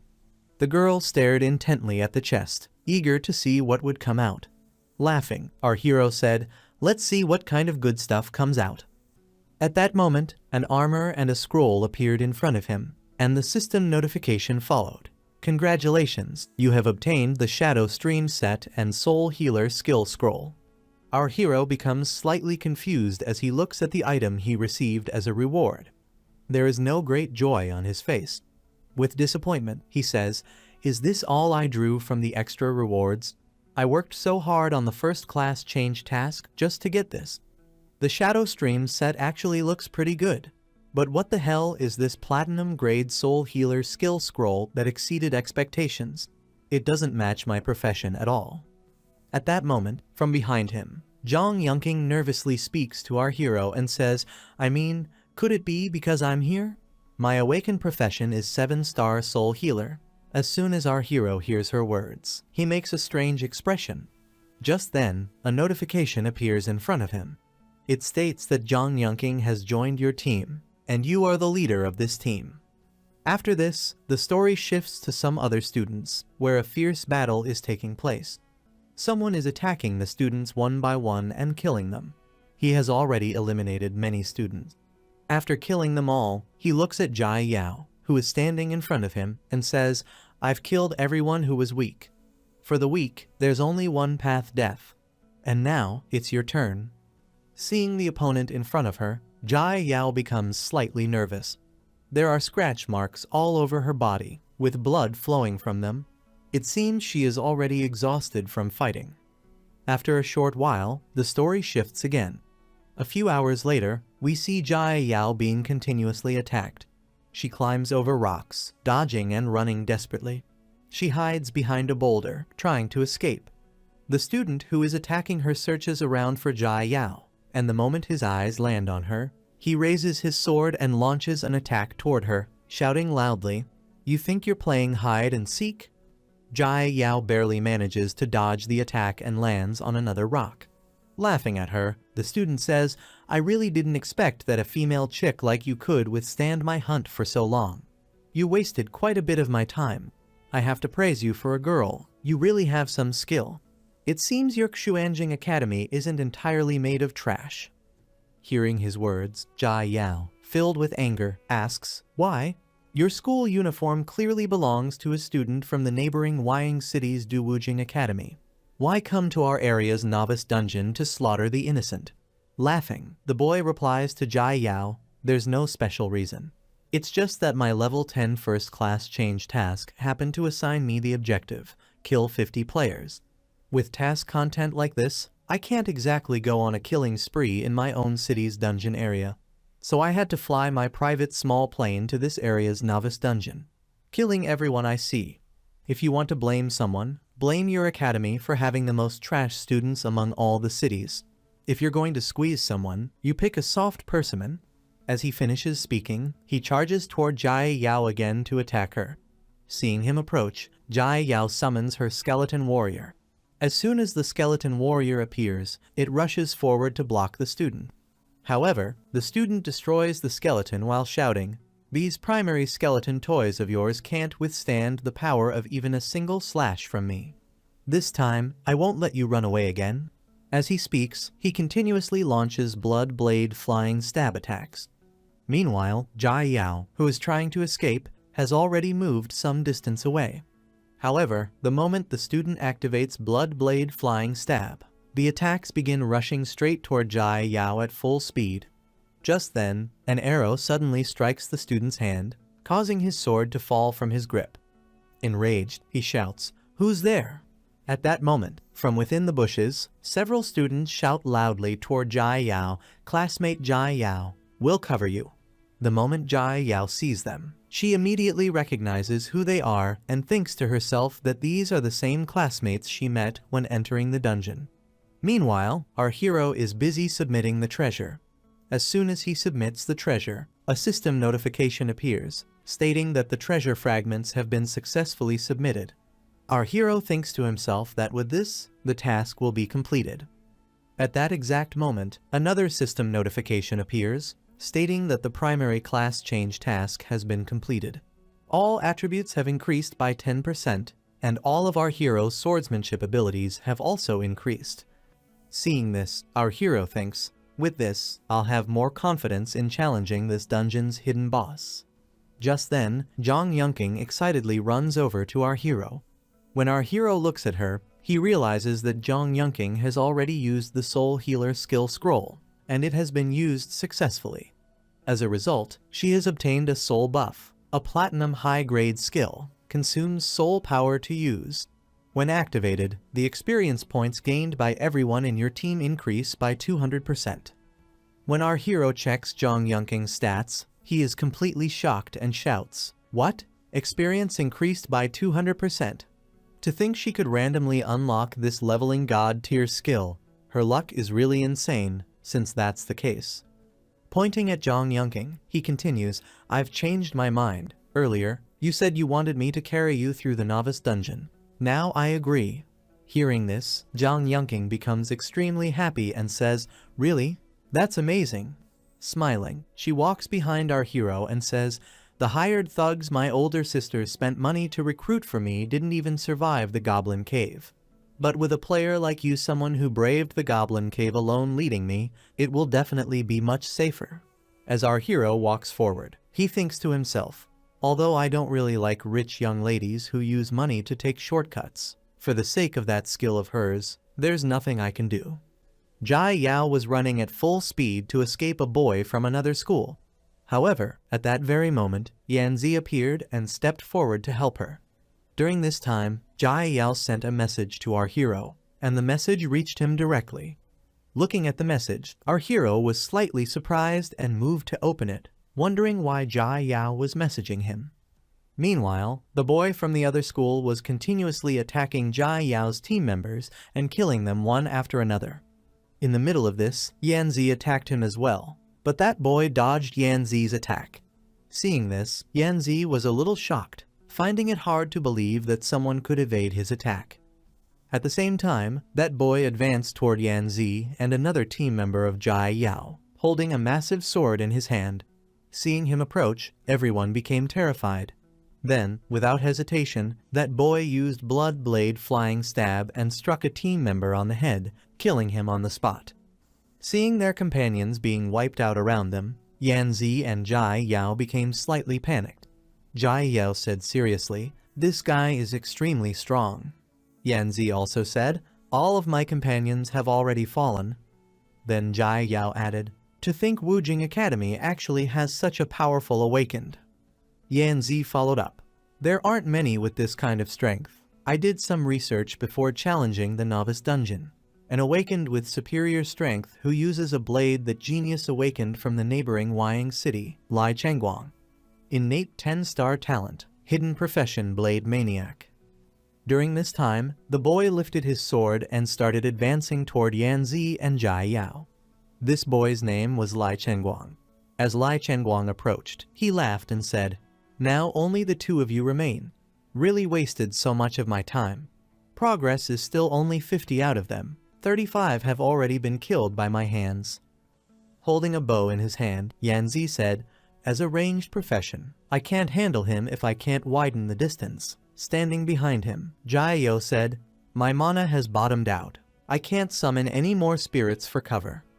Yanzi then became a little serious and asked, "Classmate Jai Yao, can we still wait for backup?" Jai Yao looked at her system panel and saw that she hadn't received any message from our hero. Seeing this, she said that there was no backup at all. At this moment, Lai Chengguang looked at the two of them and laughed, saying that it seemed they were completely scattered and helpless. As he spoke, he charged toward them at full speed, saying that he would kill the annoying archer first. Since Yanzi had been bothering him for far too long, he rushed straight toward Yanzi at full speed to attack. Just then, Jai Yao stepped in front of him and said, "You run away from here. I'll hold him back right here." However, Lai Chengguang arrived in an instant and attacked Jai Yao's weapon with his sword, injuring her as he said that she was overestimating herself too much, and that someone weak like her had no right to protect others. When he raised his sword again and moved to attack Jai Yao, at that very moment, a sword descended from the sky at extreme speed and struck Lai Chengguang's attack. From behind, Jai Yao heard her name being called, and she immediately recognized who it was. As our hero arrived at the scene, he said, "Jai Yao, you definitely have the ability to save everyone." As our hero stepped forward, he began thinking about his previous life, where Jai Yao had once saved his life. Seeing our hero advancing, Jai Yao called out to him from below, saying that Su-Ming hadn't she told him not to come here because this place was extremely dangerous. Hearing her words, our hero continued moving forward and replied that she shouldn't always worry about others first. In this life, he would protect her. As he advanced, our hero activated his sword control skill and summoned his sword back to his side. Seeing our hero, Lai Chengguang spoke and said that it was him, the 10-star sword controller. However, our hero, filled with anger, attacked him and said that he must be the red-haired one who had harmed Jai Yao. As our hero launched his attack, Jai Yao and Yanzi, who were standing at a distance, were completely stunned by the sight. Yanzi exclaimed in shock, "10-star Su-Ming is so awesome. If I go for ranged support, we'll have a chance of winning." At that moment, both Yanzi and Jai Yao suddenly felt healing buffs applied to their bodies. Their injuries began to disappear, and both of them were shocked, wondering who was using healing on them. When they turned around, they saw Zhang Yunqing standing there. Seeing her, they asked who she was. Zhang Yunqing replied, "I am Su-Ming's teammate. My name is Zhang Yunqing. I am a soul healer." While healing both of them, Zhang Yunqing grew a little tired and sat down. Yanzi then said, "It's great to have a healer player," Zhang Yunqing responded, "but I'm not that familiar with using my healing skills yet. I need some time. Jai Yao then spoke as well, saying, didn't Su Ming say he wouldn't team up? How come he has a teammate now? After that, Zhang Yongqing immediately activated her healing again and continued healing both of them. Seeing this, Yanzi said, sorry to trouble you, but I hope you can be quick. It's dangerous for Su Ming to deal with that guy alone. Zhang Yongqing replied that there was no need to worry, because Su Ming was extremely strong. Meanwhile, our hero was continuously attacking Lai Chengguang with his sword, forcing him back step by step. As Lai Chengguang avoided the attacks, he became serious and thought to himself, isn't this Su Ming just a sword controller? To think he has such movement technique. Our hero's attacks kept forcing Lai Chengguang backward, step by step. After pushing him back, our hero suddenly stopped. Seeing this, Lai Chengguang looked at him and laughed as he said, as expected of a 10-star awakened, I have to admit, your strength has indeed exceeded my expectations. Let's see today whether it is I, Lai Chengguang, the Wying City 10-star Blade Maniac awakened, who is stronger, or you, the 10-star sword controller from the bottom-tier Xuanjing Academy. Hearing his words, our hero repeated his name in his mind and began thinking, I've heard of him. This guy was indeed quite a figure in my previous life, but I never had the chance to know him. Unexpectedly, in this life, I met him so soon. Thinking this, our hero charged forward again at full speed and said, let's see whose weapon is faster, my sword or your blade. Immediately, attacks erupted from both sides. In the midst of this clash, Lai Chengguang dodged our hero's attack, retreated slightly, and unleashed Blood Blade Flying Stab toward him. Seeing the blade flying toward him, our hero said, so shameless throwing flying knives at me like this? Watching the knives approach, he quickly used his sword to dodge and deflect the attack. Seeing this, Lai Chengguang laughed and said that our hero had fallen into his trap. As he spoke, he launched another attack, causing his blade to begin circling around our hero. Using this technique, Lai Chengguang declared, the blade energy drawn by my Blood Blade Flying Stab can lock the enemy in place. Then he launched a final attack, as if saying that now our hero was finished. Our hero quickly dodged that attack. However, Lai Chengguang attacked again, and once more our hero evaded it, calmly saying, now it's my turn. He then used his sword controller ability to summon his sword back to his hand. While calling it back, he looked at Lai Chengguang and said, let's see how you defend yourself without a weapon. As soon as he finished speaking, he unleashed a powerful sword slash toward Lai Chengguang. The slash struck Lai Chengguang, damaging his body. Blood began flowing from his arm.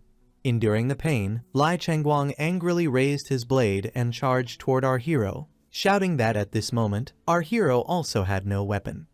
Seeing him attack from behind, our hero activated Divine Shadow Step and began dodging Lai Chengguang's assault.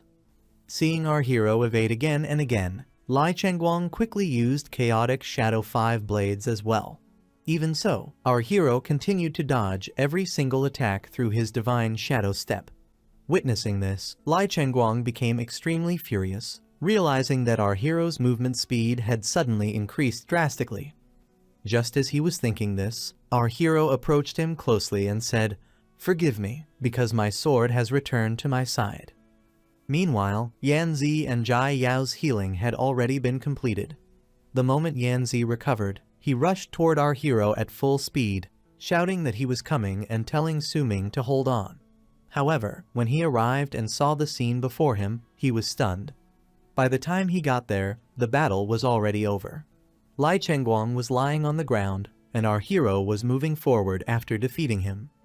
As soon as Jai Yao saw our hero, she said that Su Ming was extremely strong. Yanzi also said in shock that while they were still recovering, he had already defeated such a powerful opponent. However, at that very moment, Zhang Yongqing cried out anxiously, telling them to look behind. When our hero turned around, he realized that Lai Chengguang had already come up behind him to attack. Lai Chengguang said that he had finally been given an opportunity to strike. As he said this, he attacked our hero from behind. Everyone was shocked by what they saw. Jai Yao emotionally cried out our hero's name, Because Lai Chengguang had slashed our hero's back with his blade and used his strongest skill Rainforest Rapid Blade, creating a powerful red-colored aura throughout the area.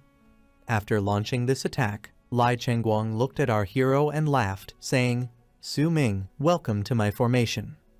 Jai Yao ran toward the formation, shouting that she was coming to save Su Ming.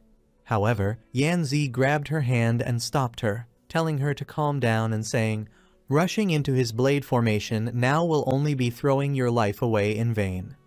Jai Yao then screamed for him to let her go, saying that even if it meant death, she had to go save Su Ming. At that moment, our hero's voice came from inside the formation, telling her to listen.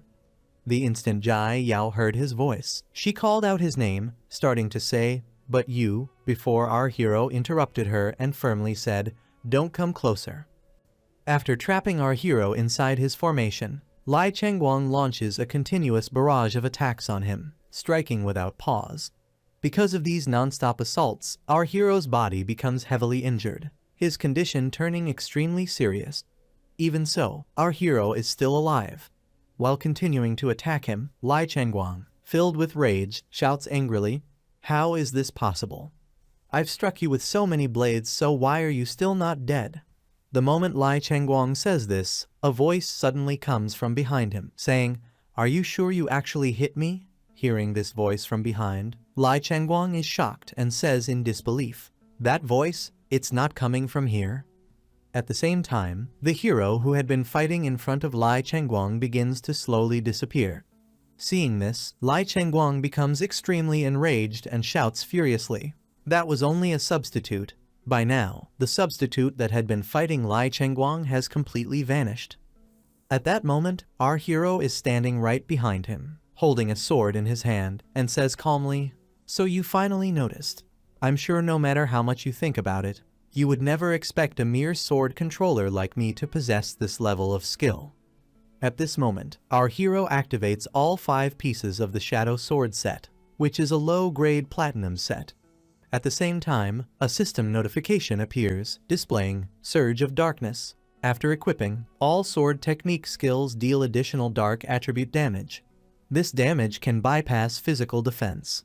Set skill: Shadow Clone spawns a fake shadow as a defense. If an attack is made while Shadow Clone is active, it will deal an additional follow-up slash.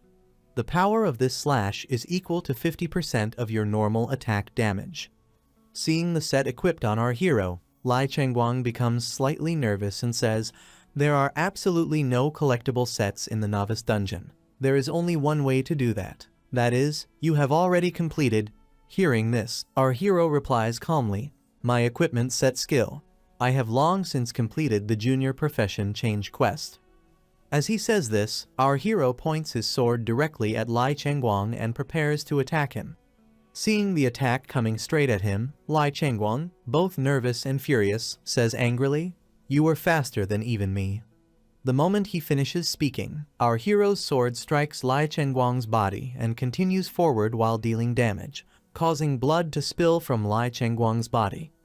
While attacking him, our hero says coldly, "Now let me slaughter you." Our hero launches several sword attacks in succession. However, at that very moment, Lai Chengguang suddenly takes out an artifact and throws it forward. As soon as the artifact is thrown, an extremely bright light erupts.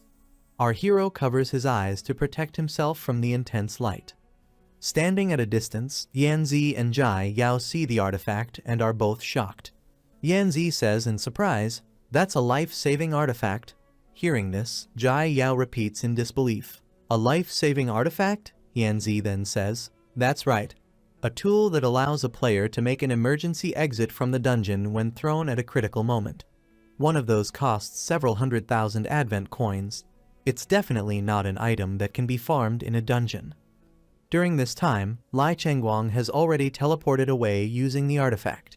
As Lai Chengguang teleports out of the area, our hero says calmly, "It seems the neighboring city really spent a fortune to protect their 10-star genius. They really went all out." A few hours later, the story shifts to the principal's office. While checking the dungeon data, a girl notices some data and becomes slightly surprised, realizing that something about it is different. Behind her, the principal is eating noodles, and upon hearing this, he asks, "What's wrong? Did you retrieve the real-time level rankings of the players in the dungeon?"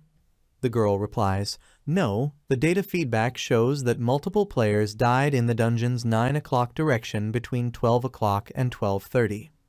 The principal responds, "What's strange about that? Did a few player squads run into some difficult monsters?" The girl continues, "Not exactly. Data analysis shows they were killed by player data not from this city's region." Hearing this, the principal becomes slightly surprised and says, "Player data not from this city's region? It seems the neighboring city is playing tricks again. Save all these data records properly. The novice dungeon of every city is competing to see who can clear it first." As the bottom of the barrel, our Xuanjing Academy has once again become a target for bullying in the eyes of some people. How is the student's progress in clearing the dungeon right now? Hearing this, the girl checks the data and replies, "Dungeon progress is good. Most of the teleportation zones have already been taken by the students. The limited dungeon footage we can retrieve in real time shows that some capable players have already organized large forces and started to tackle the dungeon boss stages. The one taking the lead is none other than the young master of the Zhang family, the 8-star magic hammer warrior, Zhang Tang."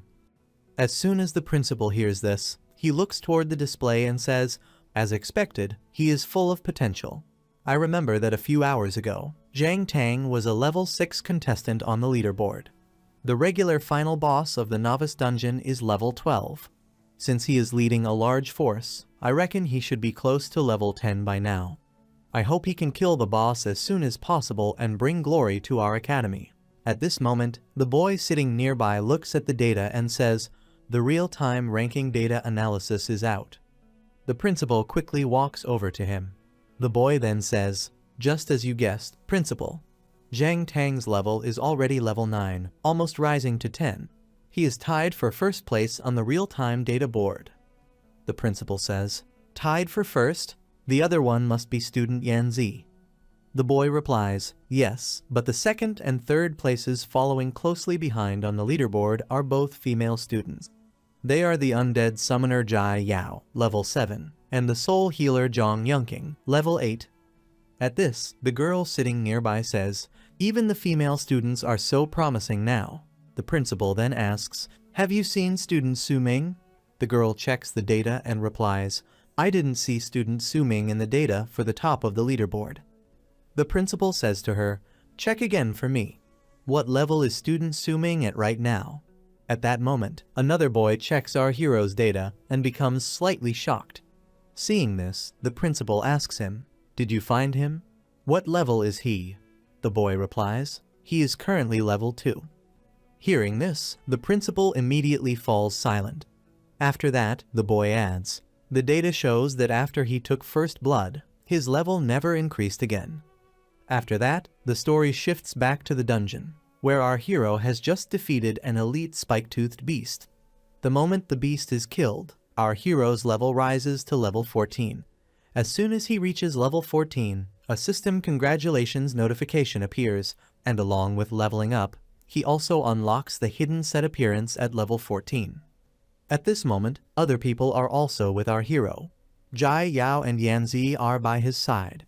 Jai Yao's level has already reached level 8, and after checking her level, she says with excitement, "Just over 2 hours of grinding monsters, and we've already gone up several levels." Yanzi also checks his level and says confidently, "I'm already level 10. I can already go challenge the dungeon boss." The reason we could level up so fast is all thanks to Zhang Yunqing's skill that buffs experience. Zhang Yunqing has also reached level 9, and she says with a smile, "We should be thanking Su Ming for giving me such an amazing skill." At this moment, Jai Yao speaks up excitedly, "It's great. Our current squad is just too great. We have Yunqing's healing that also adds experience, and Yanzi's precise long-range DPS. I can summon little cuties to provide cover for you guys. The most important thing is having such a powerful player like you, Su Ming, leading us." Hearing her words, our hero responds calmly, "Don't be polite.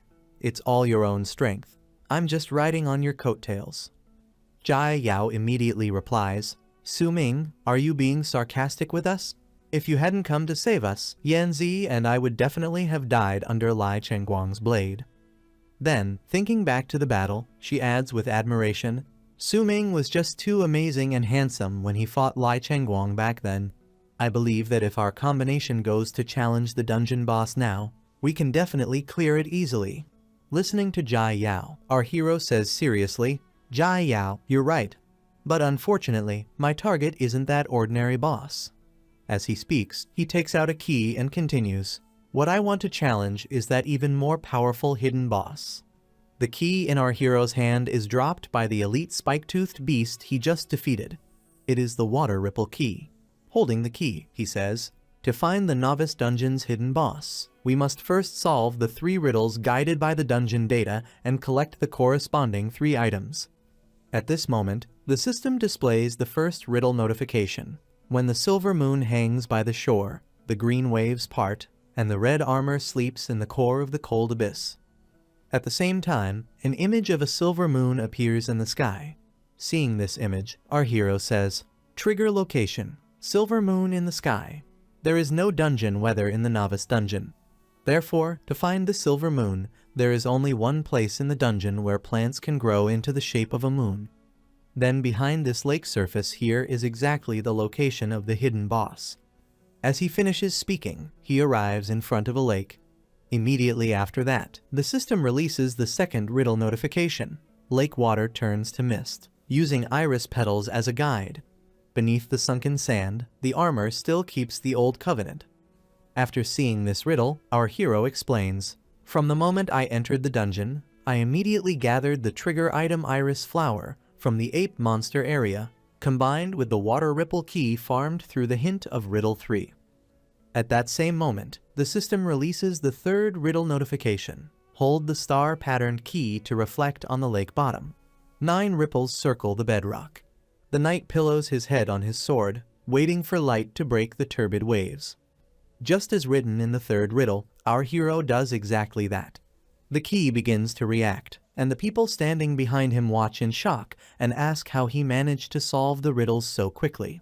Suddenly, a whirlpool begins to form in the lake. Seeing this, the team members shout in surprise, a whirlpool started in the lake. All of a sudden, a sword slowly rises out from the whirlpool. As the sword continues to rise, a night monster holding the sword also emerges from the water, and it speaks in a deep voice, by oath as guide, by starlight as summons. The moment the hidden boss is summoned, warning notifications from the system begin appearing before our hero. This hidden boss is the guardian of the lake, a lost knight. As soon as the hidden boss is summoned, our hero immediately pulls Yanzi and Jai Yao into his team and becomes the team captain. The instant the team is formed, our hero urgently tells everyone to stay ready for battle. As soon as everyone prepares to fight, a message appears announcing the start of the hidden boss challenge. After that, the story shifts to 15 minutes later, where we see our hero and the rest of his team members hiding inside the bushes. Yanzi, filled with confusion, asks our hero whether hiding like this is really the right move. Jai Yao also asks our hero in confusion, forcing a smile as she nervously laughs and says, "Why don't we try again?" However, our hero pays no attention to what anyone is saying. His gaze is fixed on the hidden boss ahead of them, who is charging through the forest at full speed, destroying everything in its path. Pointing toward the hidden boss, our hero asks everyone to take a good look at him and says that the man is riding his horse at such terrifying speed, how are they supposed to kill him? The mount that the hidden boss is riding has a speed of 500. This hidden boss, the guardian of the Lake Lost Knight, is level 19. His strength is 301, constitution is 250, agility and spirit are 102, his luck is 10, and his mount's speed is 500. The armor he is wearing is heavy armor mastery, level 5. After seeing all of the hidden boss's stats, everyone becomes slightly shocked and nervous. Seeing this, our hero speaks in a heavy tone. Speed, 500 points. Even if we add up the speed points of all 4 of us, it doesn't even reach half of his stats.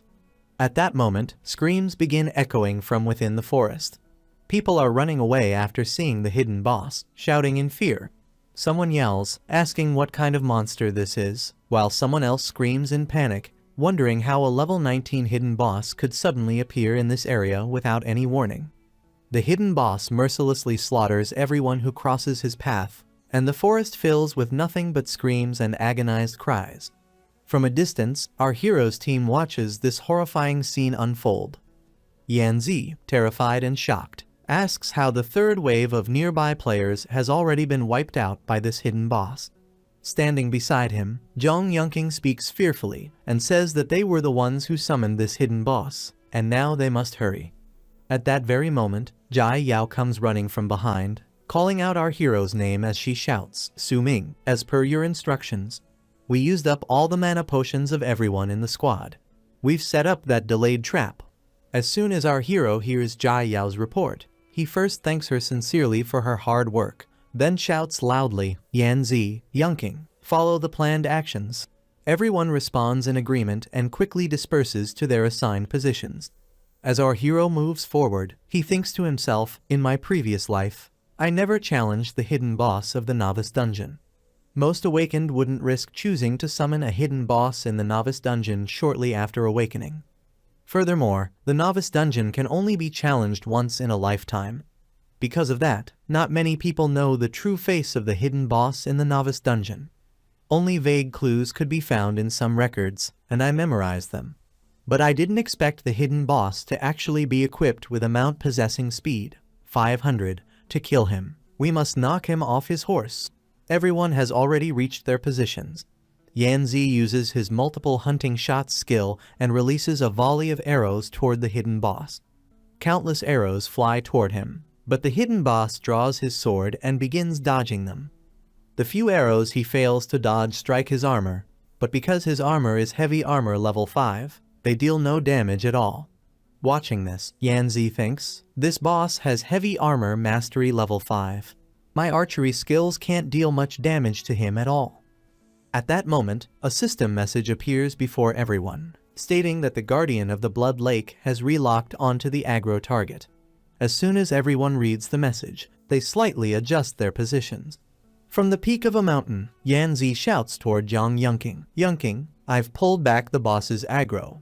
Hearing this, Zhang Yunqing immediately responds that she understands and activates her skill. Meanwhile, as our hero moves into his own position, he smiles faintly and thinks, Step 1. Yanzi draws the boss back using precise long-range skills. Step 2. Yunqing creates smoke in the area the boss must pass through to confuse his vision. This trick was learned from that goblin cave. According to the plan, thick smoke has already spread throughout the area, causing the hidden boss to lose sight of his enemies. He swings his weapon and searches around, trying to locate them. At that very moment, skeletons tear through the ground and grab onto the boss's horse. Jai Yao uses her summoning skill to release the trap, forcing the hidden boss to struggle desperately to protect himself. While activating the trap, Jai Yao thinks to herself, "If Su Ming hadn't told me, I would never have known that the basic summoning skill could be combined into delayed trap magic by summoning a large number of monsters." After that, arrows begin raining down on the hidden boss from afar, and at the same time, Zhang Yunqing activates her soul siphon delaying magic. The hidden boss is now completely surrounded from all sides. Watching this, our hero advances toward him, his eyes burning with determination as he thinks. Third step. Restrict the movement of the boss's horse using the skeleton trap Jai Yao set up in advance, combined with Yunqing's slow magic to lock down his movement at the same time. I have to admit, if not for their cooperation, I might not actually be able to solo you. Our hero comes from behind and directly catches the lost knight. Spinning him around, he lifts him off his horse and hurls him down to the ground, shouting angrily, "Get off the horse! You've been a nuisance for far too long." The lost knight crashes to the ground at tremendous speed. The moment he lands, he quickly gets back on his feet and stares straight at our hero. At the same time, far away, our hero's teammates are hiding inside the bushes. The instant they see that the lost knight has been separated from his horse, they prepare to make their next move. Yunqing quickly says excitedly, "We did it! We knocked the boss off his horse." Standing beside her, Jai Yao immediately warns, "Don't let your guard down yet. This is only the first phase. All of this is happening exactly according to the plan. The plan had been made 10 minutes earlier, when our hero was explaining everything to them. After listening to the plan, Jai Yao asked him with concern, "Su Ming, this plan of yours is great, but this way, Yunking and I will run out of mana. Even if we succeed in knocking him off the horse, we won't be able to deal damage to the boss afterwards." At that time, our hero looked at her seriously and replied, "It doesn't matter. That's enough." Then, smiling confidently, he added, "When that time comes, just leave it to me." The story then shifts back to the present. Our hero pulls his sword out of his inventory, takes an attack stance, and charges forward at full speed, declaring firmly, "Let me finish this monster alone." As he finishes speaking, he launches himself toward the Lost Knight and attacks. The Lost Knight also strikes back. Their attacks collide head-on, and soon the two of them begin exchanging continuous sword strikes.